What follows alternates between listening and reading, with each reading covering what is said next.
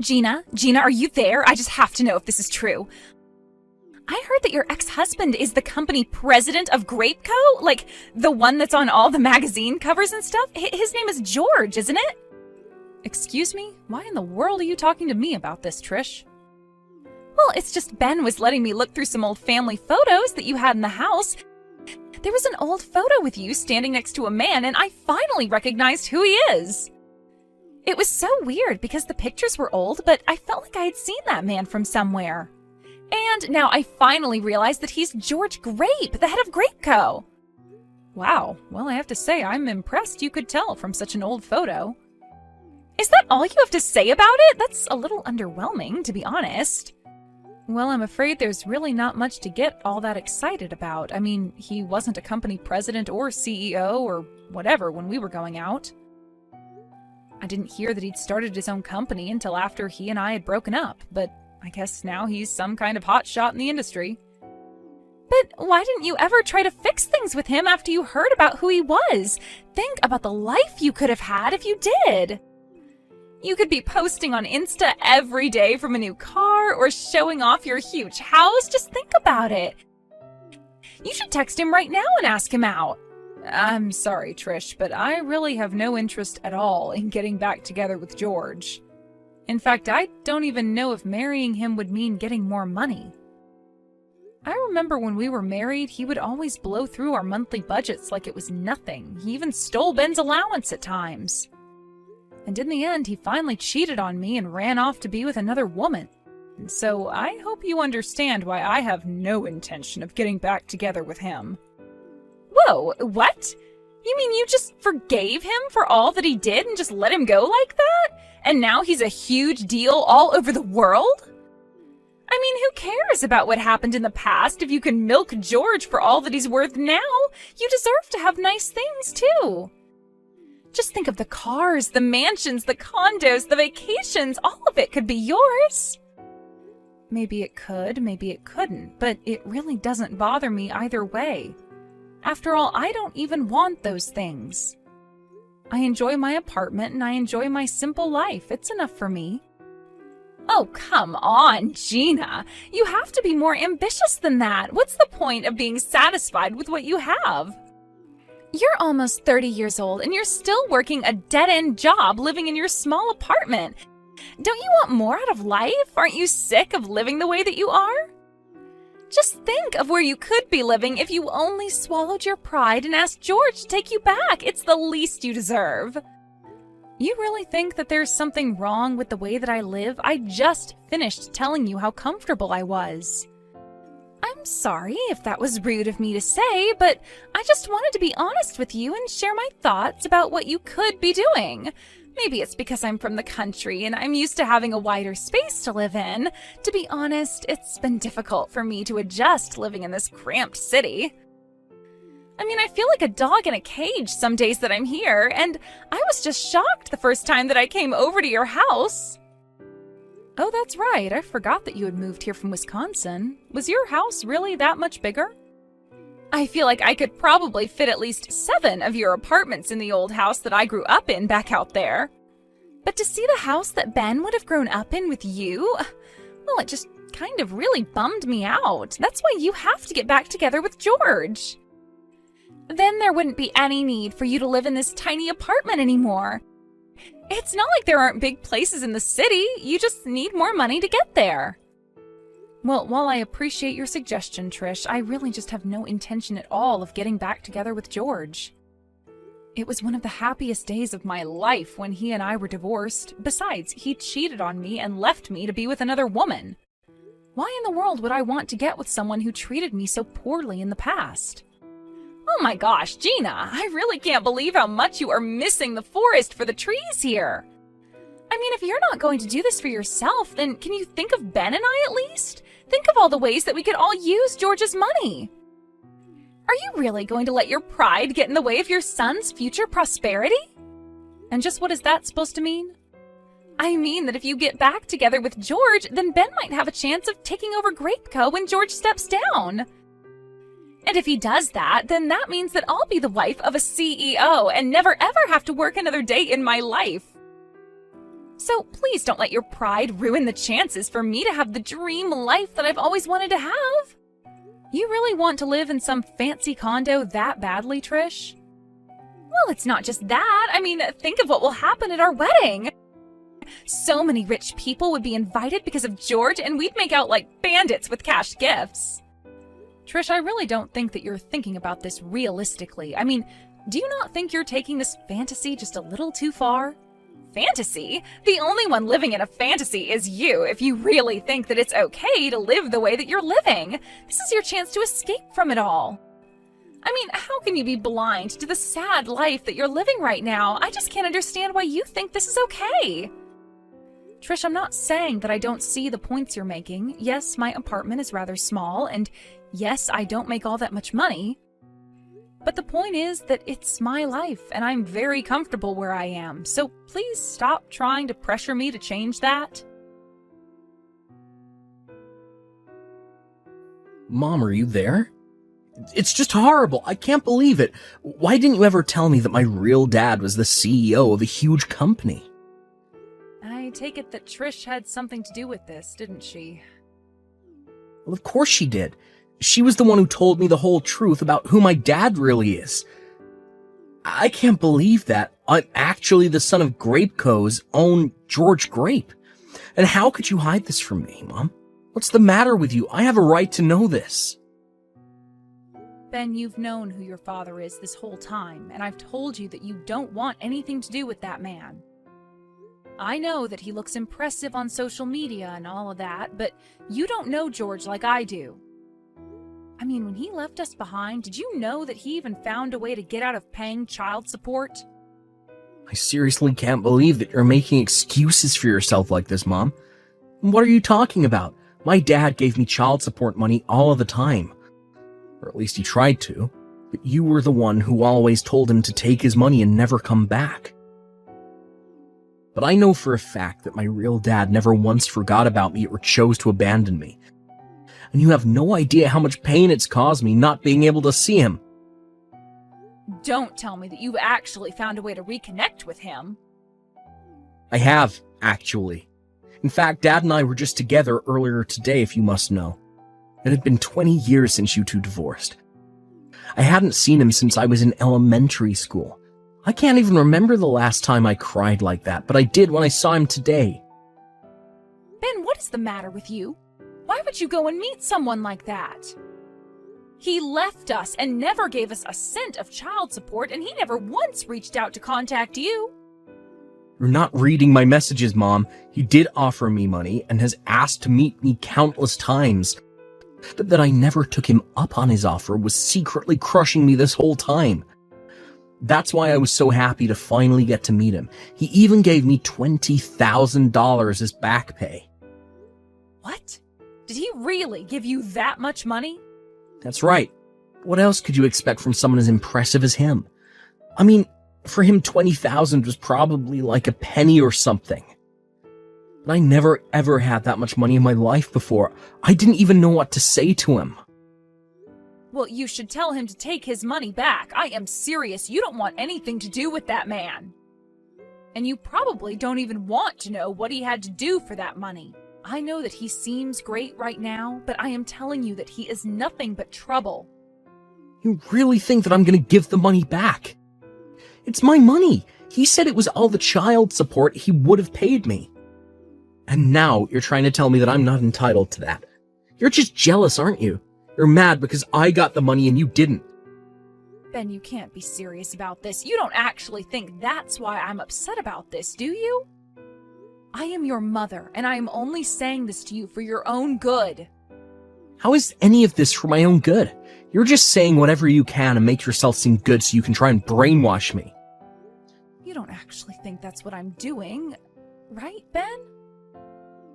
Of course it is. Ever since I was little, you've only ever talked bad about my dad.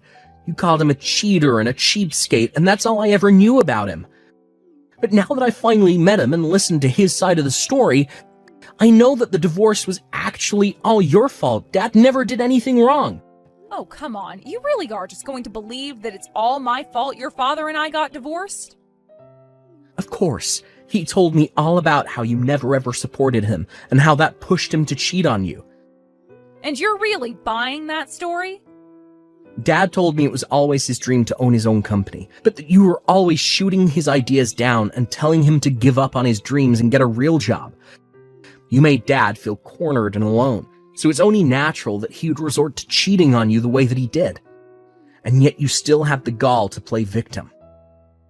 That's why Dad finally realized that it was hopeless trying to fix things with you and ran off. I can't believe that you're really buying all of this. I thought you were smarter than this, Ben. All you had to do was be a good wife and help Dad chase his goals. But instead you chose to run him off, and that's why you have the life you have now. This is what you get for not being there for Dad when you should have been. Is this all what George told you? Ben, you cannot believe a single word that man says to you. I gave birth to you. I raised you on my own for 20 years, and you really think that I've been doing it all to hide the truth about your father from you? You really want to try and play the mom card now. You're nothing but a poor old lady. It's all your fault that I grew up in a broken home with no father. You should have been there for him, but instead you got mad over an affair you forced him into. I could have been next in the line to take over his company. And just what is wrong with the life I gave you growing up? I never remember you complaining about anything when you were a child. I was always there for you, always did my best to provide for you, and never ever had to send you to bed without making sure you'd eaten that day. I may only work part-time, but over my time working, I strived for any chance at career advancements and raises that I could get. I was even earning as much as a regular employee at my company for a while. Oh, just shut up already. I'm sick and tired of you trying to spin the truth for me. I don't care how hard you say you worked. You still lied to me, and you stole my chance at a good life. I could have been driving fast cars, traveling the world, making tons of money, and instead we had to live together in your tiny little apartment. I did all that I could for you. Why are you acting this way? You read this message well, Mom. You are nothing but a poor old lady pretending to be someone she's not. I wish I had grown up with Dad instead of you. I'm never, ever going to come back to your tiny little apartment ever again. Ben, please, you are acting absurd.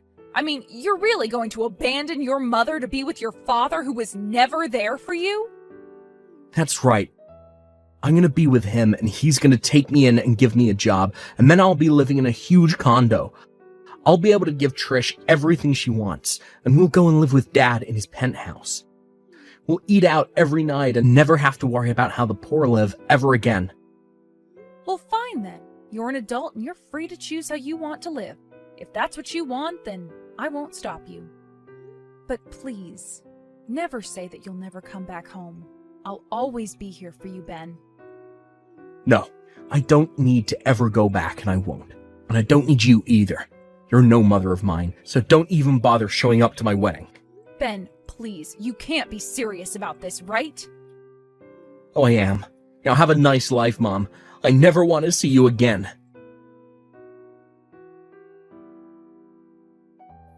Good morning, Gina. I'm sure that you know today is the day that Ben and I are going to get married. Yes, I am aware of that. Can I ask just why you're messaging me about it? Well, it's just that Ben wanted me to remind you that you aren't welcome at our wedding. I know that he told you already, but he wanted me to as well, so we could really drive it home. Just so you know that we aren't joking, and you better not be there. So you mean that you're really okay with this too? You don't care at all that your mother-in-law is banned from your own wedding? Of course I'm fine with it. I have no issue with that at all. In fact, I never wanted you here in the first place. Do you have any idea how embarrassing it is to think about just how poor my mother-in-law is? And so you two are still so convinced about how poor I am, huh? And you're still trying to convince yourself that you're not? Just seeing the state of your house, it was too obvious. But I'm not going to hang around and let my marriage be weighed down by a poor old woman like you. All my friends have great relationships with their mothers-in-law. Some of them even give my friends money as an allowance. And they told them they'd never ever need any nursing or help when they're older. But you, It's obvious that when you're older, you're going to be demanding money from Ben and I, so it's obviously better to get rid of you now. I see.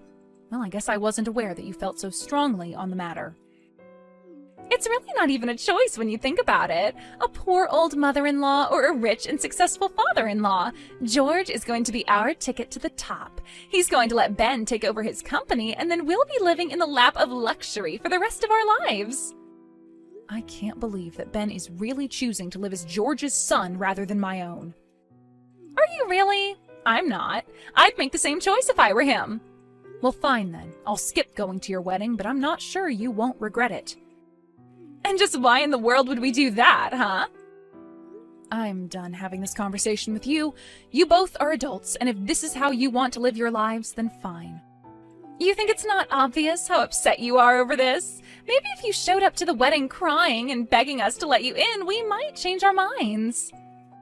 Oh, I'm afraid I won't be the one crying by the end of this, but you just might be. You're not making any sense at all. What could possibly make me regret marrying Ben when he's going to be rich? You're just a jealous old woman trying to hold on to what's around her as it slips around your fingers.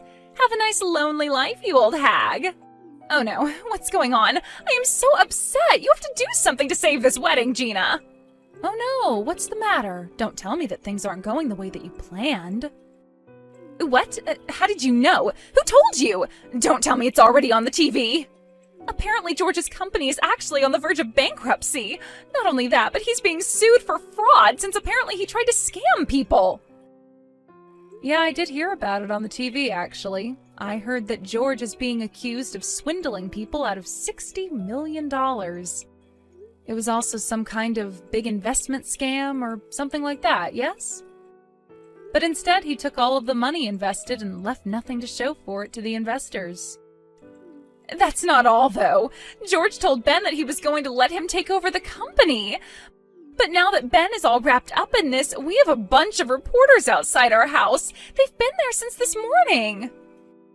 Oh, wow. Well, that's really rough for you, isn't it?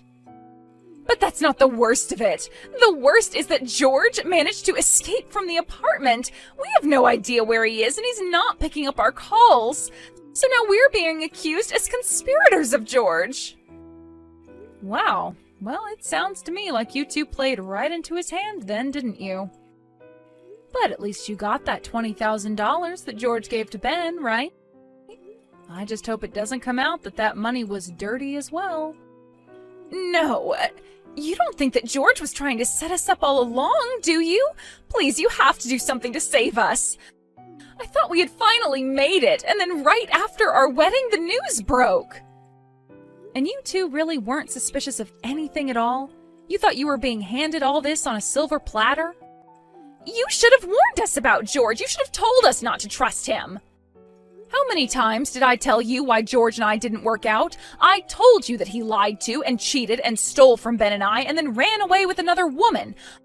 I told Ben not to take George's money and not to listen to a single thing that liar had to tell him. But you two were so happy at the prospect of a little money and were so quick to blame me for all of your troubles. You two wanted it this way, and now you have to live with it. But don't you dare say that I didn't do enough to warn you. So, good luck. Sounds like you both are going to need it. Good luck? Is that really all you have to say to us? You're really not going to do anything to help us at all? Can't you at least come here and pick us up so that we can escape this sea of reporters outside of George's house? I'm sorry, but you both made it very clear that you wanted nothing to do with me ever again. And now you're asking a poor old woman like me to help you out? Please, you have to realize that the circumstances were different. I didn't realize what we were getting into. Yes, that much is obvious. But since you've made it clear that you don't want me to be a part of your family, I don't see why I should help either of you.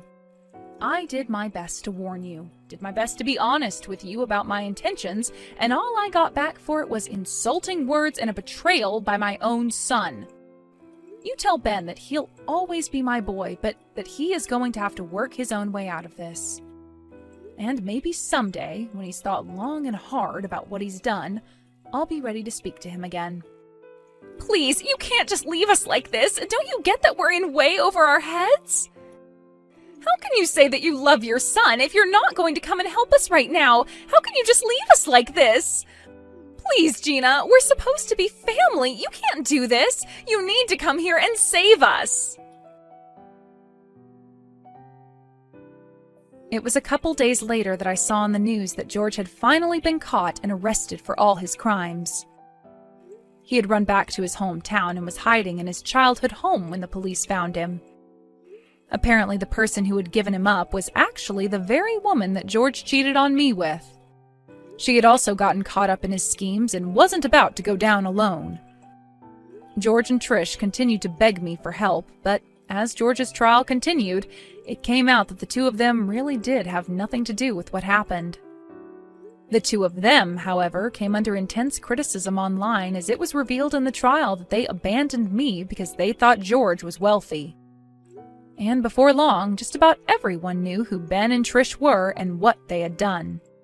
With no home to go back to and no dream job as a CEO, the two of them decided to pack up what they had and flee town. I haven't heard from Ben since then, but I know that when he's ready, he'll find me.